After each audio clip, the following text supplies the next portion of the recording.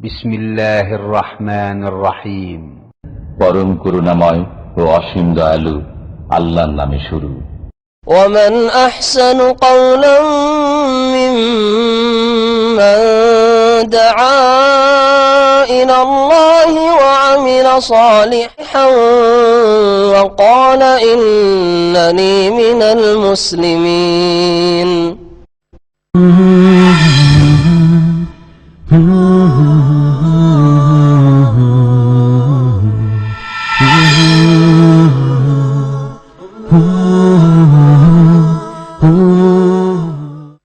আসসালামু আলাইকুম ওয়া রাহমাতুল্লাহি ওয়া বারাকাতুহু।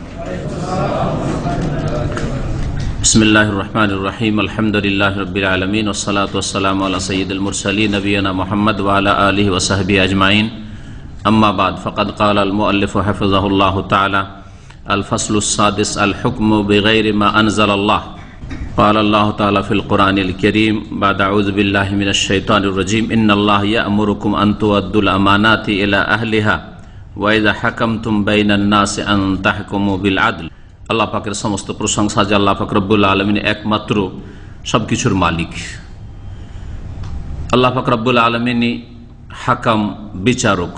তার বিচার, তার ফয়সালাই হচ্ছে চূড়ান্ত ফয়সালা প্রত্যেক মখলুকের জন্য, সৃষ্টিগত ক্ষেত্রে, বিধানগত ক্ষেত্রে।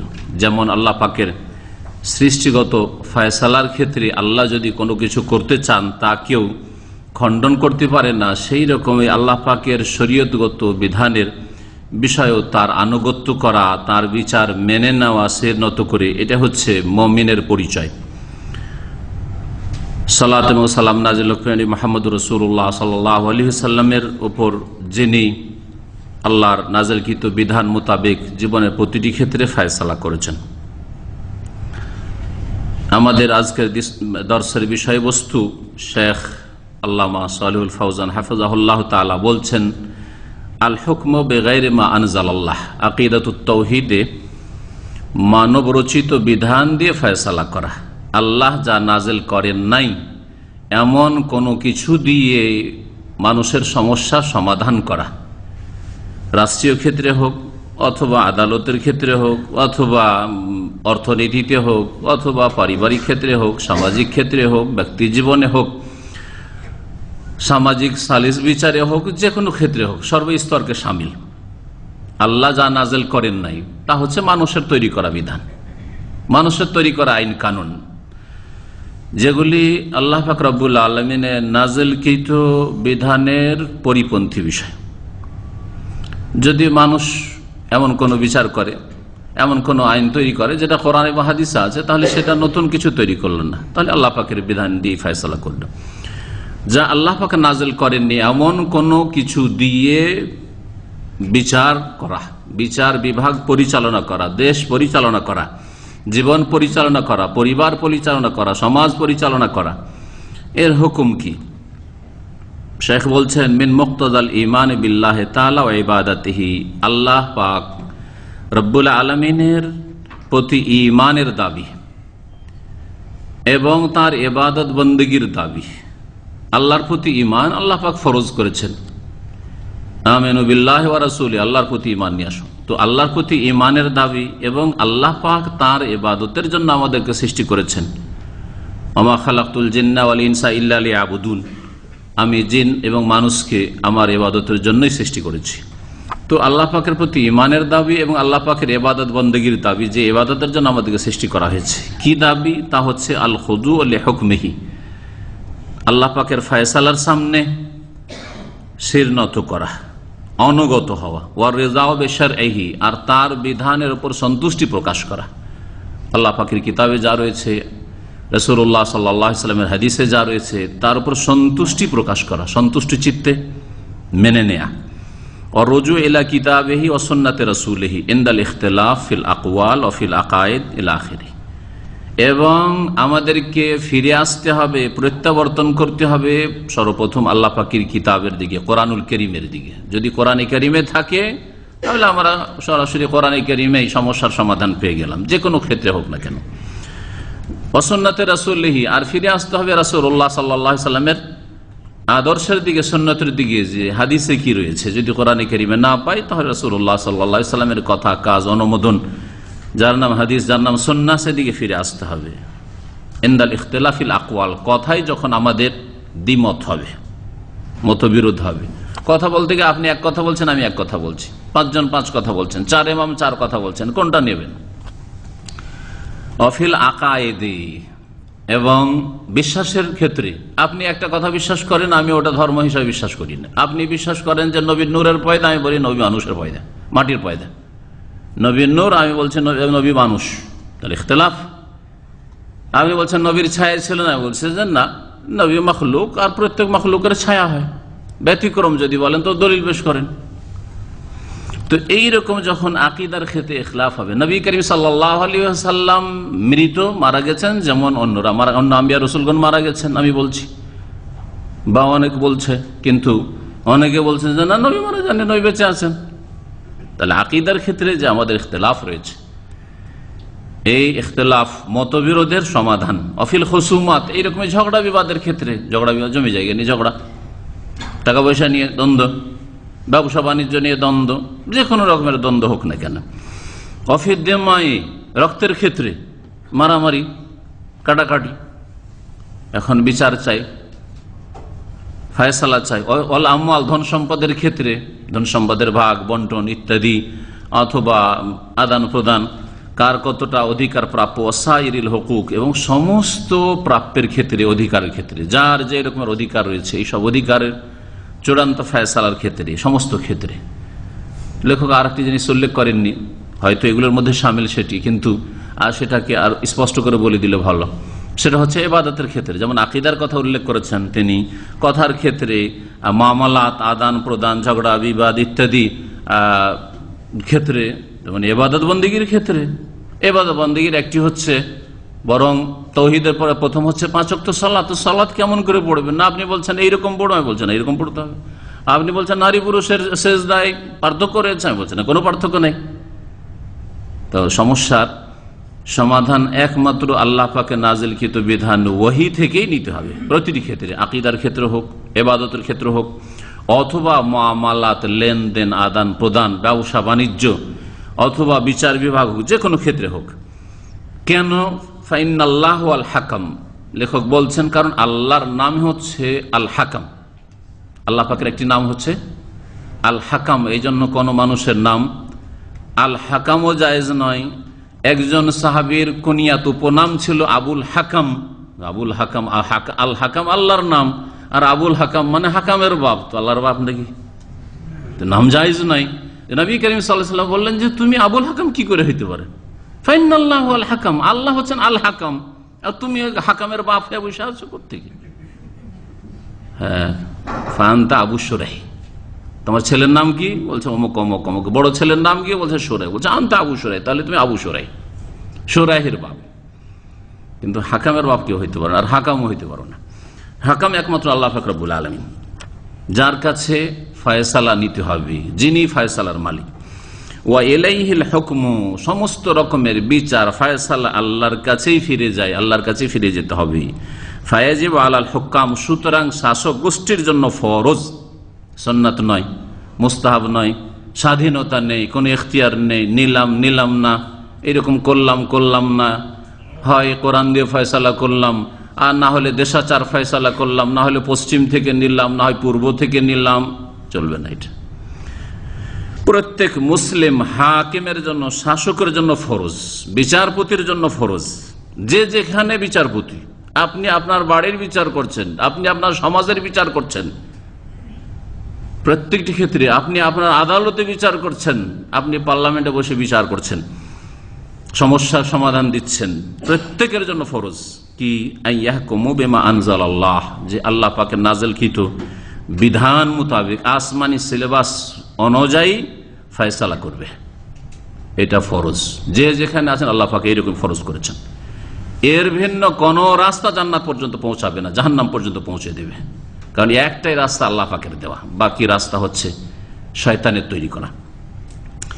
ওয়াজিবু আলার রাইয়্যাহ আন ইয়াতাহাকামু ইলা মা আনজালাল্লাহু ফি কিতাবিহি, যেমন শাসকদের ওপর ফরজ, নেতৃস্থানীয় ব্যক্তিদের ওপর ফরজ যে ফয়সালা করবে আল্লাহ পাকের নাযিলকৃত বিধান ওহী মোতাবেক, ঠিক তেমনি জনগণ দেশবাসীর জন্য ফরজ যে তারা বিচার মানব রচিত আইনের কাছে নেওয়ার জন্য যাবে না। বিচার নেওয়ার জন্য যাবে, তাহাকুম মানে বিচার তলব করতে যাওয়া, বিচার নিতে যাওয়া, ফয়সালা নেওয়ার জন্য যাওয়া, ফয়সালা নিতে যাবে আল্লাহ নাযিলকৃত বিধানের কাছে, যা কোরআনে কারীমে রয়েছে, ওয়া সুন্নাতে রাসূলি এবং তার রাসূল সাল্লাল্লাহু আলাইহি সাল্লামের সুন্নতে আদর্শে রয়েছে। কালা তাআলা ফি হাক্কিল ওলাদ, মহান আল্লাহ শাসক গোষ্ঠী সম্পর্কে, ওয়ালির বহু বচন হচ্ছে ওলাদ, ওয়ালি বা ওলি, ওলি মানে অভিভাবক আর ওয়ালি মানে হচ্ছে শাসক। শাসক গোষ্ঠী সম্পর্কে আল্লাহ পাক বলছেন ইন্নাল্লাহ ইয়ামুরুকুম, হে শাসক গোষ্ঠী আল্লাহ পাক তোমাদেরকে নির্দেশ দিচ্ছেন, আল্লাহ পাকের আদেশ, আনতু আদ্দুল আমানাতি ইলা আহলিহা, যে তোমরা আমানতকে আদায় করে দেবে, পৌঁছে দেবে আমানতের অধিকারীদের কাছে, আমানতের হকদারদের কাছে, আমানতওয়ালাদের কাছে। যার যে আমানত, যার যে প্রাপ্য তার কাছে তার প্রাপ্য পৌঁছে দেবে। ওয়াইদা হাকামতু বাইনান নাস, আর যখন তোমরা মানুষের মাঝে বিচার করবে, আর বিচার করে শাসক গোষ্ঠী, আপনি আপনার বাড়ির শাসক, ছেলে মেয়ের বাবা, স্ত্রীর স্বামী, সুতরাং আপনি হচ্ছেন আপনার বাড়ির হাকিম, গ্রামের একজন হাকিম রয়েছে, অঞ্চলের একজন শাসক রয়েছে, হ্যাঁ, যে নেতৃত্বে রয়েছে, ডিস্ট্রিক্টের রয়েছে, দেশের রয়েছে, যে যেখানে যে স্তরে রয়েছে, এদেরকে আল্লাহ সম্বোধন করে বলছেন ওয়াইদা হাকামতু বাইনান নাস, তোমরা যখন মানুষের মাঝে বিচার করবে, ফয়সালা করবে, আনতাহকুমু বিল আদল, তখন তোমরা বিচার করিও ন্যায় নীতি অবলম্বন করে, ইনসাফের সাথে ন্যায় বিচার কায়েম করবে। আর ন্যায় বিচার আল্লাহ পাকের বিধান ছাড়া মানুষের তৈরি করা কোথাও নেই, ওহী ছাড়া কোথাও ন্যায় বিচার নেই, কোরআনে কারীম ছাড়া এবং রাসূলুল্লাহ সাল্লাল্লাহু আলাইহি ওয়াসাল্লামের হাদিস ছাড়া কোথাও ন্যায় বিচার নেই। মানুষের তৈরি করা বিধান হচ্ছে জুলম, আর মানুষের তৈরি করা বিধান, মানব রচিত বিধান দিয়ে যারা ফয়সালা করে তারা হচ্ছে জালিম। সূরা নিসা আয়াত নম্বর 58। ওয়াকালা ফি হাক্কির রাইয়া, জনগণ সম্পর্কে আল্লাহ পাক ইরশাদ করেছেন, এই তো হয়ে গেল শাসক গোষ্ঠীকে সম্বোধন, যে ওয়াইদা হাকামতু বাইনান নাস আন তাহকুমু বিল আদল, ন্যায় বিচার কায়েম করবে। জনগণকে আল্লাহ পাক বলছেন ইয়া আইয়ুহাল্লাযীনা আমানু আতিউল্লাহ ওয়া আতিউর রাসূল, হে মুমিনরা, হে বিশ্বাসীগণ, আতিউল্লাহ, তোমরা আল্লাহর আনুগত্য করো, আল্লাহকে মানো, আল্লাহর আনুগত্য করো, ওয়া আতিউর রাসূল, আর রাসূলকে মানো, রাসূলের আনুগত্য করো, ওয়া উলিল আমরি মিনকুম, আর তোমাদের মধ্যে যারা নেতৃস্থানীয় ব্যক্তি রয়েছে তাদের আনুগত্য করো। আল্লাহর আনুগত্য, রাসূলের আনুগত্য, আর উলিল আমর, যে আপনার মালিক, আপনার কোম্পানিতে, আপনার প্রতিষ্ঠানের মালিক, আপনার ডিপার্টমেন্টে মালিক, হ্যাঁ, আপনার বাড়িতে মালিক, আপনার গ্রামে মালিক, আপনার ডিস্ট্রিক্টে মালিক, যে যেখানে মালিক রয়েছে, মালিকের আনুগত্য আল্লাহ পাক রব্বুল আলামিন করতে বলেছেন। কিন্তু আল্লাহ এবং রাসূলের আনুগত্য একদিকে, আর অন্য কোন মানুষের আনুগত্য আর একদিকে, এই দুই আনুগত্যে পার্থক্য রয়েছে। এই জন্য আল্লাহ পাক বলছেন ফাইন তানাজাতু ফি শাইইন, কোনো কিছু সম্পর্কে তোমাদের যদি মতবিরোধ হয়, দ্বিমত হয়, একজন বলছে যে এরকম বিচার হলে ভালো, আরেকজন বলছে না এটা হলে ভালো, কোনো ক্ষেত্রে যদি মতবিরোধ হয়, মনে রাখবেন শুরুতে যে আমরা শুরু করেছি যে বিষয়গুলি দিয়ে, আকীদার ক্ষেত্রে মতবিরোধ, ইবাদত বান্দেগী, নামাজ পড়ার ক্ষেত্রে নামাজ কেমন পড়বেন, মতবিরোধ, নামাজের টাইম টেবিল নিয়ে সময় কখন থেকে শুরু হয় কখন শেষ হয়, মতবিরোধ। এক দল বলছে না 3টার সময় আসর হয়ে যায়, আর এক দল বলছে না না 4:30 আসর হয়, এক দল ফজরের নামাজ শুভ সাদেক হলেই অন্ধকারে ফজর নামাজ পড়ে, আর এক দল বলছে না না একবারে ফর্সা করে দিতে হবে, আছে না নেই দ্বিমত? হ্যাঁ, একদল বলছে নাওয়াইতু দিয়ে নামাজ শুরু করতে হবে, আর একদল বলছে না তাকবীরে তাহরিমা দিয়ে নামাজ শুরু করতে হবে, একদল বলছে রোজা শুরু করতে নাওয়াইতু আন আসুমা গাদান, প্রতিদিন গাদান টুমোর, আগামীকালকে রোজা, আগামীকালকে রোজা, রোজা আজকের, প্রতিদিন আজকে রোজা রাখছেন আর বলছেন আগামীকালকে রোজা, তো ওই দিনে তো রোজা নিয়তই করেন না, ঠিক না? যখন কোনো ক্ষেত্রে দ্বিমত হবে, ফারুদ্দুহু ইলাল্লাহি ওয়া রাসূল, তখন ফিরিয়ে দাও আল্লাহর কাছে আর রাসূলের কাছে। তখন আর নেতাদের কথা নেওয়া যাবে না, কারণ নেতা কয়েকটা হয়ে গেছে, আলেম কয়েকজন হয়ে গেছে, মুফতি সাহেব কয়েকজন হয়ে গেছে, কয়েক রকমের মত পেশ করছে, এরা সকলে মানুষ, আইন কয়েকটা হয়ে গেছে। সুতরাং ফিরে আসো কোথায়? আল্লাহর দিকে ফিরে আসো, রাসূলের দিকে ফিরে আসো। এই জন্য আমি বলি যে আল্লাহর আনুগত্য, রাসূলের আনুগত্য নিঃশর্তে করতে হবে, কোনো কন্ডিশনে শর্ত নেই। আল্লাহ পাকের কথা যখন প্রমাণিত হয়ে গেছে, রাসূল সাল্লাল্লাহু আলাইহি ওয়াসাল্লামের কথা যখন প্রমাণিত হয়ে গেছে, সহিহ হাদিস দ্বারা প্রমাণিত, জয়ীফ জাল হলে সেটা সাব্যস্ত হলো না, কিন্তু সহিহ হাদিস দ্বারা প্রমাণিত হয়ে গেছে, তখন আমার জন্য, আপনার জন্য, প্রত্যেক মুসলিমের জন্য ফরজ হয়ে গেছে। কোনো শর্ত নেই মানার জন্য, যে এটা ইমাম সাহেব বলেছেন বলেন নাই, আমাদের মজাবে আছে কি নাই, আমাদের তরিকাতে আছে কি নাই, আমাদের শেখ বলছে না বলছেন, এটা দেখার কোনো প্রয়োজন করে না। তবে অতটা যোগ্যতা থাকতে হবে যে এই আয়াতটার অর্থ কি এটাই, আসলে এই হাদিসের অর্থ কি এটাই হয়। আপনি আরবি ভাষাই বুঝেন না আর নিজেই স্বাধীন হয়ে বলবেন যে না আমি সব বুঝি, তাহলে তো হবে না। তো বুঝার মতো কমপক্ষে যোগ্যতা লাগবে। অথবা যারা আপনার চাইতে বড় বুঝেছে, তারা এরকম মত পোষণ করেছে আর আপনি দেখছেন এটাই ঠিক, যদিও তাদের সংখ্যা অল্প, হ্যাঁ, তখন আপনি বলতে পারেন। আর অন্যদের কথা মানতে হবে, নেতাদের আনুগত্য করতে হবে, বাপের আনুগত্য করতে হবে, মায়ের আনুগত্য করতে হবে, বসের আনুগত্য করতে হবে, শর্ত সাপেক্ষ। তার জন্য শর্ত রয়েছে। কি শর্ত রয়েছে? আল্লাহর কথার বিরোধী না হয়, রাসূলের কথার বিরোধী না হয়, আল্লাহ এবং রাসূলের বিরুদ্ধাচরণ না হয়। এই কথা মানতে গিয়ে, আমার নেতার এই কথা মানতে গিয়ে আল্লাহ অসন্তুষ্ট না হয়ে যান, রাসূলুল্লাহ সাল্লাল্লাহু আলাইহি ওয়াসাল্লামের নাফরমানি না হয়ে যায়। তোমরা যদি দ্বিমত করো কোনো ক্ষেত্রে, তো ফিরিয়ে দাও আল্লাহর দিকে এর বিচার, আর রাসূলের দিকে ফিরিয়ে দাও। আর এই কথা বলা হয়নি যে নেতার দিকে ফিরিয়ে দাও। ছোট নেতারা ইখতিলাফ করেছে, বড় নেতার কাছে ফিরিয়ে দাও। বলা হয়েছে কি ছোট আলেমরা ইখতিলাফ করেছে, সুতরাং বড় আলেমের কাছে ফিরিয়ে দাও। ছোটরা ইখতিলাফ করেছে, সুতরাং বড় ইমাম সাহেবের কাছে ফিরিয়ে দাও, মাযহাবের ইমামের কাছে ফিরিয়ে দাও। কথা বলা হয়েছে।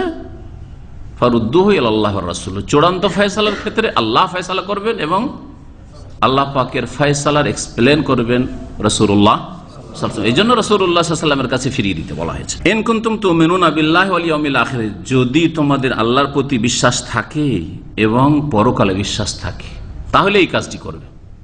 আর যদি বলো যে না না না না, এত বড় বড় ওলামায়ে কেরাম ভুল করতে পারে, এত বড় বুজুর্গানে দিন ছিলেন, ওলি আউলিয়া ছিলেন, তারা ভুল করতে পারে, তাদের আকীদা আবার ভুল থাকতে পারে, তাদের আকীদা তো ওয়াহদাতুল ওজুদ থাকতে পারে, যদি থাকে ওয়াহদাতুল ওজুদ তাহলে তার ব্যাখ্যা, ভালো ব্যাখ্যা আছে।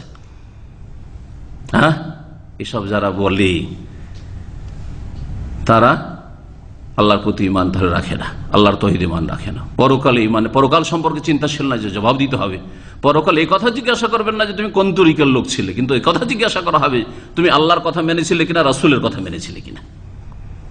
ইন কুনতুম তুমিনুনা বিল্লাহি ওয়াল ইয়াউমিল আখির, আল্লাহর প্রতি যদি ঈমান থাকে আর পরকালের প্রতি যদি ঈমান থাকে, যালিকা খায়রুন, এটা হচ্ছে তোমাদের জন্য উৎকৃষ্ট, এটা হচ্ছে তোমাদের জন্য সবচেয়ে ভালো, ওয়া আহসানু তাওয়িলা, আর পরিণামের দিক থেকে সবচেয়ে উত্তম।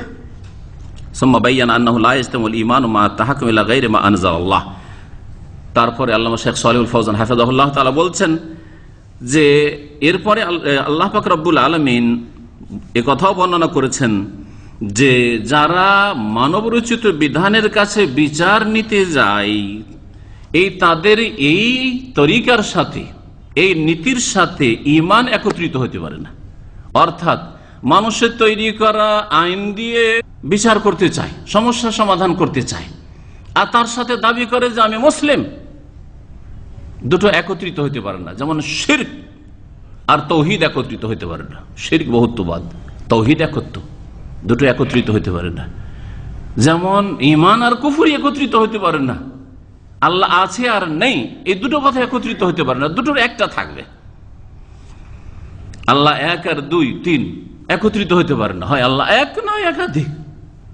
তো ঠিক তেমনি ঈমানের সাথে মানুষের তৈরি করা আইন মানা একত্রিত হতে পারে না, যে ঈমানেরও দাবিদার মুসলিম, আবার মানুষের তৈরি করা আইন দিয়ে বিচার করেন অথবা বিচার নেন। সুম্মা বায়্যানা, অতঃপর আল্লাহ পাক বর্ণনা করেছেন এই বিষয়টি, আন্নাহু লা ইস্তামুল ঈমান, ঈমান একত্রিত হতে পারে না মা তাহাক্কুম ইলা গায়রি মা আনজালাল্লাহ, মানবরচিত বিধানের কাছে ফয়সালা নিতে গেলে। মানবরচিত বিধানের কাছে ফয়সালা নিচ্ছেন, তার সাথে সাথে ঈমানও আপনার আছে, দুটো একসাথে থাকতে পারে না। ফাকালা তাআলা, মহান আল্লাহ ইরশাদ করেছেন, আলাম তারা ইলাল্লাযিনা ইয়াজউমুন, হে নবী তুমি কি দেখো না ওই সব লোকদের দিকে, ইয়াজউমুন তাদের ধারণা, তাহলে ধারণা, তাদের ধারণা ভুল। কি ধারণা? আন্নাহুম আমানু বিমা উনজিলা ইলাইক, তাদের কি ধারণা? যে তারা বিশ্বাস করে ওই বিধানকে যা তোমার প্রতি নাযিল করা হয়েছে। কোরআনে বিশ্বাসী, রাসূলের হাদিসে বিশ্বাসী, আল্লাহ রসুলে বিশ্বাসী, পরকালে বিশ্বাসী, এই দাবিদার, এই ধারণা করে তারা, তাহলে ইয়াজ অমুন কেন বললেন? এই জন্য বললেন যে ওদের ধারণা এটা, আসলে তারা আল্লাহ এবং রাসূলে বিশ্বাস রাখে না বা আল্লাহর বিধান বিশ্বাস রাখে না। তাদের ধারণা যে তোমার প্রতি যা নাজিল করা হয়েছে তাতে তারা ঈমান রাখে, ওমা উনজিলা মিন ক্বাবলিক, আর তোমার পূর্বে যা নাজিল করা হয়েছে আসমানি কিতাব তাও তারা বিশ্বাস করে। ইউরিদুনা, কিন্তু এর সাথে সাথে তারা চায়, কি চায়? আইয়া তাহাকাম ইলা তাগুত, যে তাগুতের কাছে বিচার নেবে। তাগুত মানে আল্লাহ ছাড়া কোনো কিছুর কাছে ফয়সালা নেওয়া, এটা হচ্ছে একটা তাগুত। আল্লাহ ছাড়া কোনো কিছু থেকে ফয়সালা নেওয়া, তাগুতের কাছে ফয়সালা নেবে। তাগুত আরেকটি হচ্ছে কারো যদি উপাসনা করা হয়, পূজা করা হয় আর তাতে সন্তুষ্ট থাকে, সে হচ্ছে তাগুত। কেউ যদি দাবি করে যে আমি উপাস্য, আমাকে সেজদা করা কোনো দোষণীয় না, অথবা গায়রুল্লাহর সেজদার দিকে, শিরকের দিকে আহ্বান করে, এরা সকলে তাগুত। ইউরিদুন আইয়া তাহাকাম ইলা তাগুত, এখানে তাহলে মানুষের তৈরি করা আইন কানুনকে তাগুত বলা হয়েছে। তাগুতের কাছে বিচার নিতে যায়, সংবিধানে আছে যা আছে, তারপরে আদালতের আইনে যা আছে, কি আছে? পশ্চিমা আইন, না হয় কেউ রাশিয়ার আইন, না হয় চীনের আইন, কাফেরদের তৈরি করা আইন, কিন্তু কোরআন হাদিস না, কোরআন হাদিসের সাথে সাংঘর্ষিক, কোরআন হাদিসের বিপরীত দিকে। কোরআন হাদিসে বলছে যে চোরের হাত কাটতে হবে, বলছে যে না, চোরকে 1 বছর জেল দাও।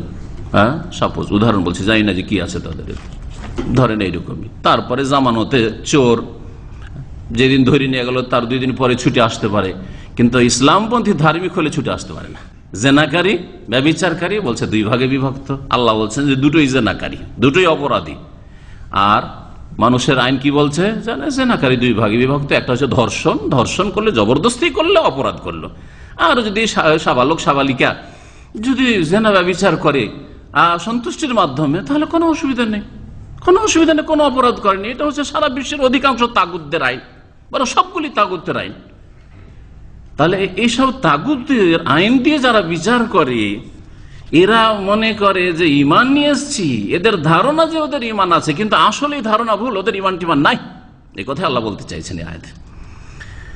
ইউরিদুন আইয়া তাহাকাম ইলা তাগুত, এরা তাগুতের কাছে বিচার নিতে চায়। ওয়াকাদ উমিরু আন ইয়াকফুরু বিহ, অথচ তারা আদিষ্ট হয়েছে আল্লাহর পক্ষ থেকে, তাদেরকে নির্দেশ দেওয়া হয়েছে আল্লাহর পক্ষ থেকে যে তারা যেন আন ইয়াকফুরু বিহ, তাগুতকে অস্বীকার করে, তাগুতের সাথে কুফরি করে। তাহলে এই জন্য ঈমানকে কমপ্লিট করার জন্য একটা ইতিবাচক লাগবে আর একটা নেতিবাচক লাগবে, পজিটিভ। সেটা হচ্ছে একমাত্র আল্লাহর ইবাদত করবেন, আল্লাহর ইবাদত করবেন, এটা হচ্ছে ইতিবাচক।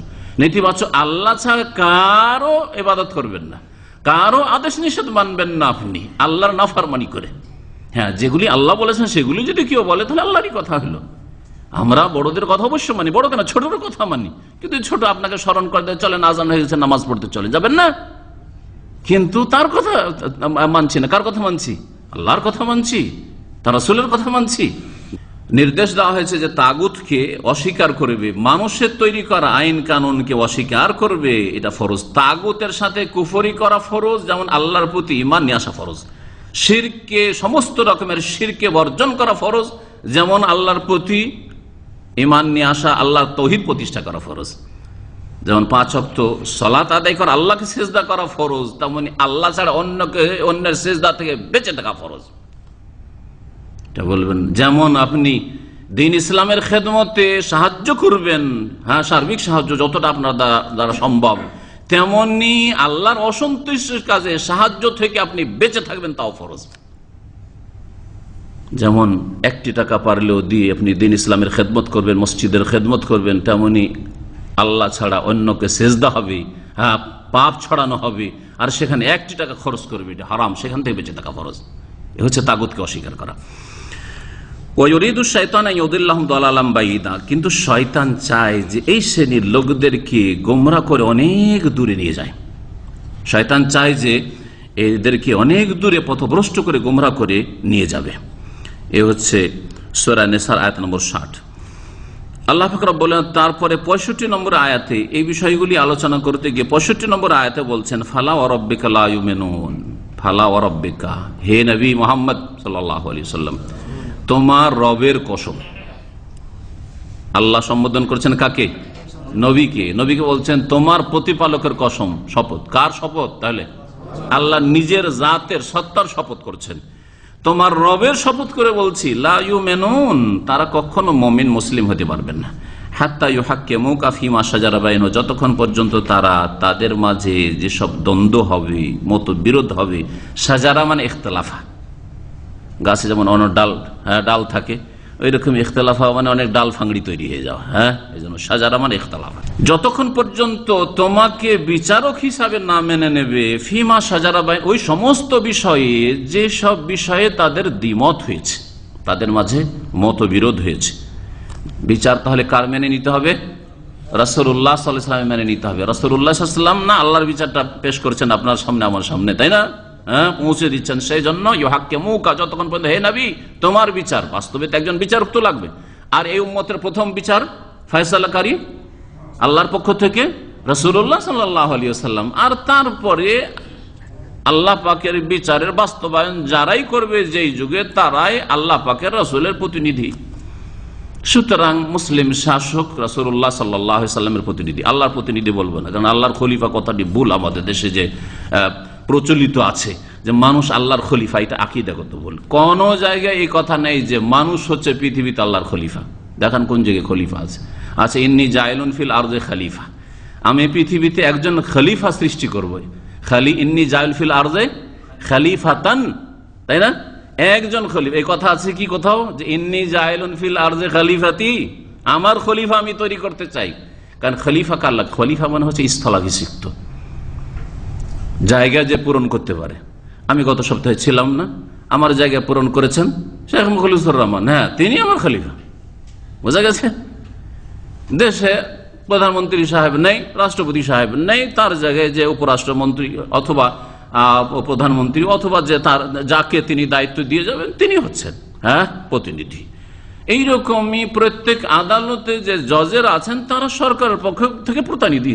সরকার সরাসরি এসে বিচার করবে না আপনার ডিস্ট্রিক্টে, আপনার আদালতে এসে, সেই জন্য বিচারপতিরা, জজেরা হচ্ছে প্রতিনিধি সরকারের। রাসূলুল্লাহ সাল্লাল্লাহু আলাইহি ওয়াসাল্লামের খলিফা এই জন্য আবু বকর সিদ্দিক রাদিয়াল্লাহু তাআলা। আবু বকর সিদ্দিক রাদিয়াল্লাহু আল্লাহর খলিফা না, কার খলিফা? সাহাবীরা বলতেন খলিফাতু রাসূলিল্লাহ। সাহাবীরা সই আকীদা বুঝতেন না, কখন তো আল্লাহর খলিফা বলেননি। কিন্তু যারা ইসলামের রাজনীতির কথা আলোচনা করে তারা এই ভুল ব্যাখ্যাটা করে দিয়ে মানুষকে বিভ্রান্ত করেছে। শাইখ ইবনে বাজ রাহমাতুল্লাহ আলাইহি তাদের যে বড় স্কলার, তাকে একটা চিঠি লিখেছিলেন, আছে মাকতাবা শামিলে তো চিঠিটা আছে। চিঠি লিখে তাকে নসিহত করেছিলেন যে আপনি নাকি বলেছেন যে মানুষ হচ্ছে আল্লাহর খলিফা। এই কথা শুনে আমি আশ্চর্য হইলাম। যদি এই কথা আপনি বলে থাকেন বা লিখে থাকেন তাহলে আপনাকে সংশোধন করার জন্য দাওয়াত দিচ্ছি। আল্লাহ পাকে রাসূল সাল্লাল্লাহু আলাইহি ওয়াসাল্লামের ফয়সালা মেনে নিতে হবে, তাকে হাকিম মেনে নিতে হবে। সুম্মা লা ইয়াজিদু, শুধু মেনে নিলে হবে না। অনেক সময় আমরা ফয়সালা মানি কিন্তু ফয়সালার উপর সন্তুষ্ট নই। আমি একটা কোনো সিদ্ধান্ত বললাম, কারো মনোপুত হইলো, কারো মনোপুত হইলো না, কিন্তু সবাই মেনে নিলেন, মান ইজ্জত রক্ষা করে, অথবা কি আর বলতে যাব, থাক কি আর ঝামেলা করতে যাবো, চুপচাপ চলে গেলেন, কিন্তু মনে কষ্ট নিয়ে গেলেন, ঠিক না? এটা মেনে নেওয়া হইলো না, সন্তুষ্ট চিত্তে মেনে নেওয়া হইলো না। আল্লাহ পাক কিছু শর্ত লাগিয়েছেন মেনে নেওয়ার ক্ষেত্রে। রাসূলুল্লাহ সাল্লাল্লাহু আলাইহি সাল্লামকে বা আল্লাহ নাজিলকৃত, রাসূলুল্লাহ সাল্লাল্লাহু আলাইহি মানা মানে আল্লাহ নাজিলকৃত বিধানকে মানা। তো রাসূলুল্লাহ বিচার মানার ক্ষেত্রে আল্লাহ পাক সুম্মা লা ইয়াজিদু ফি আনফুসিহিম হারাজাম মিম্মা কাযাইতা, বিচার মেনে নেওয়ার পরে মনের মধ্যে যেন সামান্যতম নবী সাল্লাল্লাহু আলাইহি ওয়াসাল্লামের বিচারে কোন রকমের সংকোচ বোধ না থাকে, দ্বিধাদ্বন্দ্ব না থাকে, মনে অসন্তুষ্টি না থাকে, সংকীর্ণতা না থাকে। মনকে মানাইতে পারি না। আমাদের সামাজিক বিচারগুলি হয় নিরুপায় হয়ে মেনে নেয় অনেকে, কিন্তু মনকে মানাইতে পারে না। রাস্তায় বলতে বলতে যায় যে কি জুলুম করলো, কি অন্যায় করলো, ঠিক না? আদালতে বিচার হলো, তারপর আদালতের চত্বর থেকে বেরিয়ে গিয়ে কি চলে সমালোচনা, এটা বিচার করলো, জুলুম করলো, একটা লোক অপরাধ করেছে, না 6 মাস জেল হয়, 5 বছর জেল, কিসের আবার, ঠিক না? তাহলে এই বিচার আইনের দিক থেকে নিরুপায় হয়ে মানলো, অন্তর থেকে মানে নাই। আল্লাহ পাকের বিধান, রাসূলের আদেশ নিষেধ মানতে গিয়ে যদি এইরকম হয় তাহলে মুমিন হইতে পারবেন না। আল্লাহ বলেন সুম্মা লা ইয়াজিদু, অতঃপর তারা যেন তাদের মনে কোন রকমের সংকীর্ণতা না অনুভব করে। ওয়াজাদা মানে অনুভব করা, অতঃপর তারা যেন অনুভব না করে ফি আনফুসিহিম তাদের মনে হারাজান কোন রকমের সংকীর্ণতা, মিম্মা কাযাইতা হে নবী তুমি যা ফয়সালা করলে তাতে তোমার ফয়সালায় যেন কোন রকমের তাদের অন্তরে সংকীর্ণতা না আসে। ওয়ায়ুসাল্লিমু তাসলিমা শুধু তাই নয়, অনেক সময় ঠিক আছে রাসূলুল্লাহ সাল্লাল্লাহু আলাইহি ওয়াসাল্লাম ফয়সালা করেছেন, যখন দিন ইসলামে আছে, যখন কোরআন এবং হাদিস আছে তো মানতেই হবে। 3 তালাক দিয়ে দেওয়ার পরে চিরকালের জন্য বিবি হারাম হয়ে গেল, আর এইদিকে বেকুবের মতো 3 তালাক দিয়ে বসে আছে ধাই নাই করে, 1 তালাক দিয়ে 3টা হাইজ পার করে দিলে তো বিচ্ছিন্ন হয়ে যেত, তারপর ও বিয়ে করতে পারে, আপনারও সাথে কোনো সম্পর্ক থাকলো না। সহজ রাস্তা ছিল, কিন্তু মূর্খ জাতি আমাদের 3 তালাক ছাড়া 1 তালাক বুঝে না, ঠিক না? 3 তালাক দিয়ে দিয়েছে, আর যদি তাও যদি আবার 3 মাসে 3 তালাক বা 3 সময় 3 তালাক 3 মজলিস হয়ে গিয়ে থাকে, তো সবার কাছে চিরকালের জন্য হারাম হয়ে গেছে। এখন হিল্লার এক জেনার অবৈধ রাস্তায়, চরিত্রহীনতার রাস্তা, অশ্লীলতার রাস্তা একটা খুঁজেছে এক শ্রেণীর বিদআতপন্থীরা। আর কিছু লোক হয়তো না না ওইসব রাস্তা, আমি নোংরামির রাস্তায় যাব না, ঠিক, কিন্তু মনকে মানিয়ে নিতে পারছেন না। আরে আমার স্ত্রী ছুটে গেল, 3টা তালাক দিয়ে দিয়েছি, নয় ভুল করিয়ে দিয়েছি, সেই জন্য আমার স্ত্রী আর ফিরিয়ে পাবো না, তো মনে সংকীর্ণতা না, চলবে না। আপনি আদা খেয়েছেন, স্বাদ পেয়েছেন, এখন আপনাকে সন্তুষ্ট চিত্তে আল্লাহর ফয়সালা মেনে নিতে হবে, আল্লাহর ফয়সালা মেনে নিতে হবে। এইরকম এই ওয়ারাসাতের ক্ষেত্রে, ধন সম্পদের ভাগ বন্টনের ক্ষেত্রে অনেক সময় দেখা যায়, আরে নাতি ভাগ পাবে না দাদার ধন সম্পদে, অথচ ওর বাবা কত মেহনত পরিশ্রম করেছে, সংসারে কাজ করেছে, আর না হয় মারাই গেছে, ভাগ পাবে না। মানতে যেন কষ্ট লাগে, অবশ্যই মানতে হবে, আপনাকে সন্তুষ্টি চিত্তে মানতে হবে। হ্যাঁ, সামান্যতম যাতে করে সংকীর্ণতা, সংকোচ, এটা কেমন কথা হইলো, কেমন কথা হইলো, আল্লাহ পাক রব্বুল ফয়সালা, আল্লাহ পাক ভালো জানেন যে কি ফয়সালা হইতে হবে। কাছের আত্মীয় থাকতে দূরের আত্মীয় হক রাখে না, ওয়ারিস হিসাবে, উত্তরাধিকারী হিসাবে হক রাখে না। তবে একটা রাস্তা আছে, সেই নাতিকে সাহায্য করার জন্য, সেই নাতিকে একটু উপরে উঠানোর জন্য একটা রাস্তা আছে, সেটা হচ্ছে ওসিয়তের রাস্তা। এই ক্ষেত্রে অনেক ওলামা ইকরাম, গবেষকরা বলেছেন যে এখানে ওসিয়ত করা ফরজ। ওই দাদার জন্য ফরজ যে ওসিয়ত করবে, ঠিক আছে আমার ছেলেটা সংসারে অনেক কাজ করেছে, অথবা কাজ করুক আর নাই করুক, সে থাকলে তো ভাগটা পেত, সে ইন্তেকাল করেছে, আল্লাহ পাকের ফয়সালা। এখন ওর ছেলে মেয়েগুলো আছে, এগুলো কি করে খাবে? সুতরাং আমি 3 ভাগের 1 ভাগ বা তার কম, তার বেশি নয়, কিন্তু অসলসু কাসীর, আমি কিছু জমি জায়গা বা বাড়ি বা কিছু সম্পদ, টাকা পয়সা তাদের জন্য ওসিয়ত করে দিচ্ছি, আমার ইন্তেকালের পরে তারা এতটা পেয়ে যাবে, তারপরে তোমরা ভাগ করতে পারবে। সমাধান আছে। কিন্তু আল্লাহ পাক রব্বুল আলামিনের ফয়সালার পর আপত্তি করা, হ্যাঁ, সংকোচ বোধ করা, এটা কেমন হইল? আর ইংরেজদের যুগে ইসলামের বিরুদ্ধে অনেক ষড়যন্ত্র চলেছে ভারত উপমহাদেশে। তার মধ্যে একটি ষড়যন্ত্র যে ইসলামকে, ইসলামের বিধানকে জালেম সাব্যস্ত করা, যার ফলে কানুন গই বুঝেন যারা ওইসব জমি জায়গার কাজ করে, ওদের কাছে একটা পরিভাষা আছে, আমাদের দেশে চাষিরা বুঝে, গৃহস্থরা বুঝে, যদি কোনো ছেলে মারা যায় আর ছেলে মেয়ে রেখে মারা গেছে আর তার বাবা আছে, অর্থাৎ নাতিরা আছে, দাদা ধন সম্পদ থেকে ভাগ পাচ্ছে না, কারণ দাদার ছেলেরা যেহেতু আছে সেজন্য। তো এটাকে কি বলে জানেন তাদের পরিভাষায়? মজলুম মিরাস। মজলুম মিরাস মানে উত্তরাধিকারের ক্ষেত্রে, মিরাসের ক্ষেত্রে এই ছেলে মেয়েগুলো, নাতি আর নাতনিগুলো কি হয়েছে? মজলুম হয়ে গেছে। তার মানে এদের উপর কি করা হয়েছে? জুলুম করা হয়েছে। জুলুমটা কে করেছে? কে করেছে? নওয়াজ আল্লাহ করেছে, এটাই না? কারণ ফয়সালা তো আল্লাহ পাক রব্বুল আলামিনের, তাহলে ফয়সালা কে করেছেন? আল্লাহ করেছেন। তার মানে এই ভাষাটি হচ্ছে কুফরি ভাষা, মজলুম মিরাস। মজলুম মিরাস নয়। সতর্ক সাবধানে কথা বলবেন যে কি বলছেন, আপনার ঈমান থাকছে না, হারিয়ে যাচ্ছে।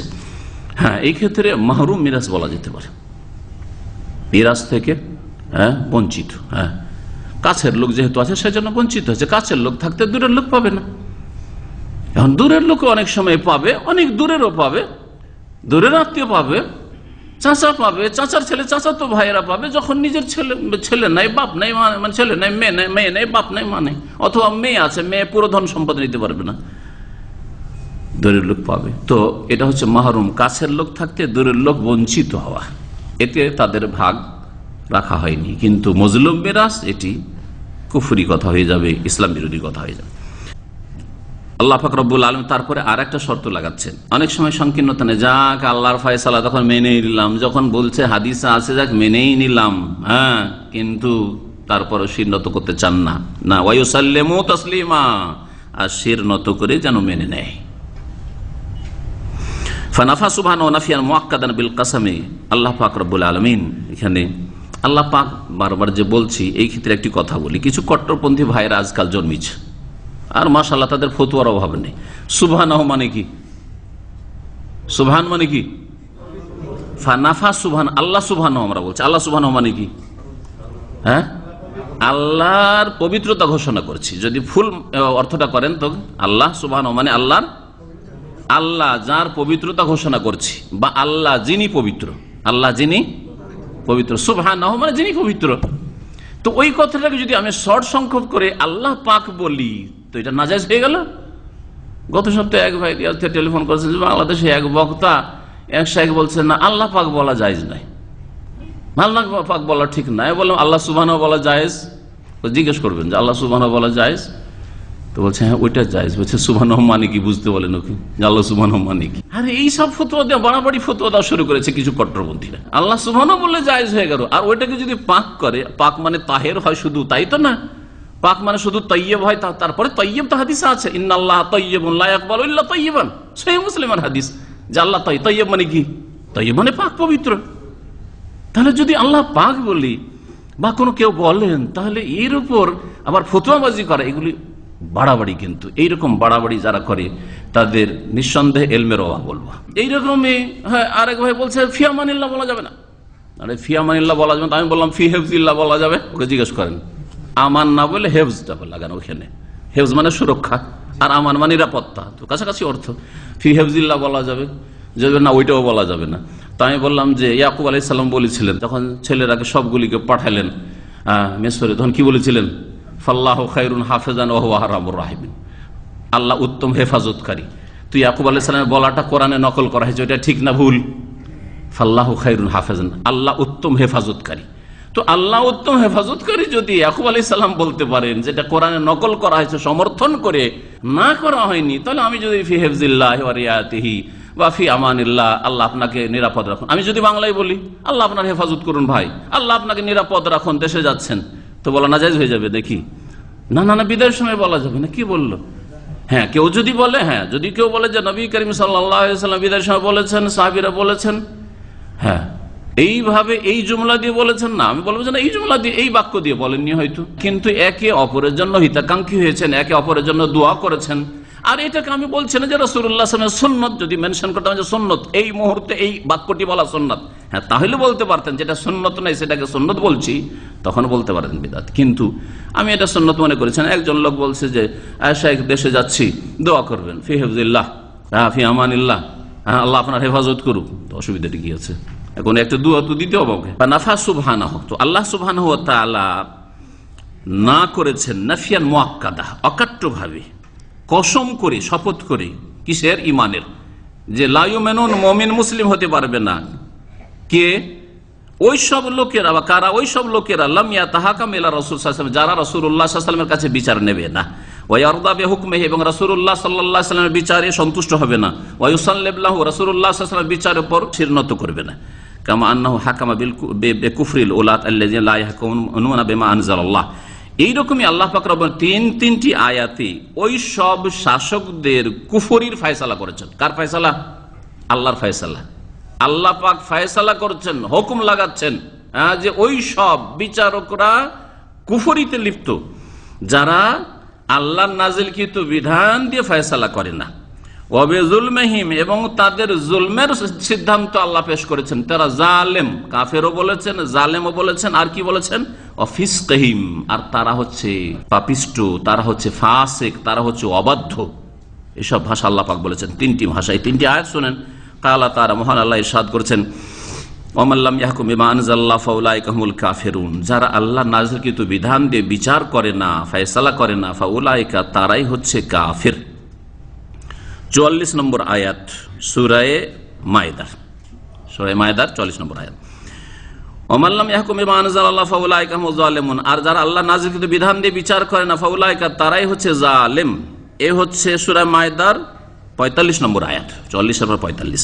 ওমাল্লাম ইয়াহকুম বিমা আনজালাল্লাহু ফাউলাইকা হুমুজ জালিমুন ফাসিকুন, আর যারা আল্লাহ নাযিলকৃত বিধান দিয়ে ফয়সালা করে তারাই হচ্ছে ফাসিক। এই আয়াত হচ্ছে সূরা মায়দার আয়াত নম্বর 47। তাহলে 44, 45 আর 47 এই তিনটি আয়াত রয়েছে সূরা মায়দার, যে আয়াতগুলিতে বলা হয়েছে আল্লাহ নাযিলকৃত বিধান দিয়ে ফয়সালা না করলে কাফের হয়, না হয় জালেম হয়, না হয় ফাসিক হয়। সবাই কিন্তু ঢালাহারে কাফের হয় না, মনে রাখবেন। আবার এই আয়াতগুলি সম্পর্কে চরমপন্থীরা গুমরাহ হয়েছে, খারেজিরা। কি গুমরাহ হয়েছে? বলছে আল্লাহ ফাসিক বলেছেন মানে বড় ফাসিক, মানে কাফের। জালেম বলেছেন মানে বড় জালেম, যেমন ইন্না শিরকা লাযুলমুন আযীম। সুতরাং ফাসিক মানে ফাসিক মুসলিম থাকবে না, বড় ফাসিক মানে একবার কাফের। আর জালেম মানে বড় জালেম, মানে একবারে কুফরি করেছে। দিয়ে ঢালাহারে কেউ যদি অসন্তুষ্ট থাকে মানবরচিত বিধানের উপর, তারপরে নিরুপায় হয়ে ফয়সালা করে, নিরুপায় পারছে না সেই জন্য করে, তাকেও ঢালাহারে তাদেরকে কি করেছে? কাফের। হ্যাঁ, অনেক সময় নিরুপায় ইসলামিক আইন সে অন্তর থেকে ভালোবাসে, কোরআন হাদিস অন্তর থেকে ভালোবাসে, আল্লাহ এবং রাসূলকে ভালোবাসে, আর সেটা পালন করার চেষ্টাও করে, কিন্তু যে কোনো কারণে সে পেরে উঠে না। তার মধ্যে একটা হচ্ছে যে নিরুপায় পারছে না, বাইরের ভিতরের চাপে আছে, এটা হতে পারে। আর একটা হচ্ছে সেই চাপটাও কতটা আছে, কিন্তু শুধু চাপ বলে দিলে হবে না। আবার শাসক গোষ্ঠীর পক্ষ থেকে আমি কিন্তু তাদের পক্ষ থেকে সাফাই করছি না, হ্যাঁ, তাদেরকে দোষমুক্ত ঘোষণা করছে না, কিন্তু কথা হচ্ছে যে কতটা চাপের মুখ আছে ওটা দেখার বিষয়, তারা বুঝছেন এবং তাদেরকে আল্লাহর কাছে জবাব দিতে হবে। আর একটা বিষয় হচ্ছে যে মানবরচিত বিধান দিয়ে ফয়সালা করে কিন্তু বিশ্বাস করে না, বিশ্বাস কোরআন সুন্নাহয় বিশ্বাস করে, আল্লাহ নাযিলকৃত বিধানে বিশ্বাসী, কিন্তু কি জন্য? দুনিয়ার স্বার্থে। একটা পদ পেয়ে যাব, একটা চাকরি, একটা জজ হইতে পারবো, একটা ব্যারিস্টার হয়ে সরকারের একটা ভালো স্যালারি পাবো, একটা ফ্যাসিলিটি পাবো, ইত্যাদি ইত্যাদি, এই জন্য দুনিয়ার গরজে করে। তাহলে তাকেও ঢালাহারে কাফের, তাহলে সবগুলি কাফের। এই তাকফিরি দল বেরিয়েছে, এটা হচ্ছে খারেজিদের একটা বড় লক্ষণ, যে মুসলিমদের ঢালাহারে কাফের বলা, না ঢালাহারে কাফের নয়। তাদেরকে আল্লাহ 3 ভাগ করেছেন। সুতরাং আপনার জন্য ন্যায় নীতি হচ্ছে, আর ন্যায়সঙ্গত কথা হচ্ছে আপনিও 3 ভাগ করবে। যারা মানবরচিত বিধান দিয়ে ফয়সালা করে, হয় তারা গুনাহগার ফাসিক, আল্লাহর রসুলের নাফরমানি করল, আর না হলে তারা জালেম, আর না হলে কোনো কোনো ক্ষেত্রে জালেম, আর কোনো কোনো ক্ষেত্রে কাফের হবে। সব ক্ষেত্রে কাফের হবে না। কখন কাফের হবে এই সবগুলি কথা এখানে শেখ আলোচনা করেছেন। আগামী সপ্তাহে ইনশাআল্লাহ তাআলা ওই বিষয়গুলি পেশ করব। ওয়া সাল্লাল্লাহু আলা নবিয়িনা মুহাম্মদ ওয়া আলা আলিহি ওয়া সাহবিহি আজমাইন।